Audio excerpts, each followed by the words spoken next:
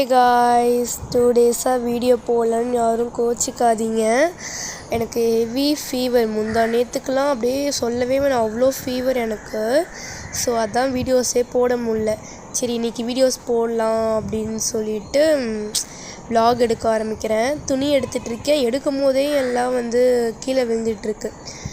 இந்த துணி மட்டும் எனக்கு என்னன்னே தெரியுங்க, துணி எடுக்கிறது சுத்தமாக பிடிக்காது.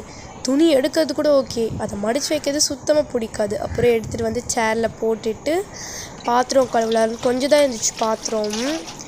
சரி கையோட கழுவி வச்சிடலாம். அம்மாவுக்கு உடம்பு சரியில்லை, அதெல்லாம் ரெஸ்ட் எடுத்துகிட்ருக்காங்க. சரி நம்ம எதுக்கு, நம்மளாச்சும் கொஞ்சம் ஒர்க் பண்ணலாமே அப்படின்னு சொல்லிட்டு பாத்திரத்தை கழுவி வச்சிட்ருந்தேன். நிறையா பாத்திரம் கழுவுறலாம் யாரும் நினச்சிக்காதீங்க காய்ஸ், ரொம்ப கம்மியான பாத்திரம் தான் கழுவிட்டுருக்கேன். அதுவும் சின்ன சின்ன பாத்திரம் தான், எல்லாமே தட்டு அந்த மாதிரி தான் இருந்துச்சு. ஸோ அதான் கழுவிட்டு இருந்தேன்.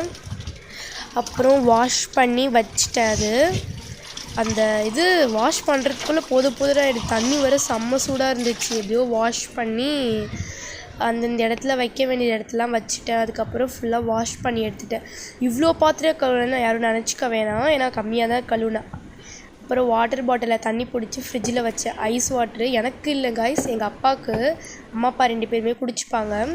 அதுக்கப்புறம் வெளியே பார்த்தா அந்த மாங்காய் எவ்வளோ தொங்குது பாருங்கள், பிஞ்சிலேருந்து பெருசு வரைக்கும். எங்கள் வீட்டுக்கு ஆப்போசிட்லேயே இந்த மரம் இருக்குது.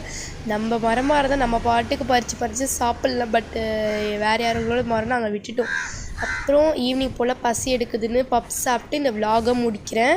லைக் பண்ணிடுங்க.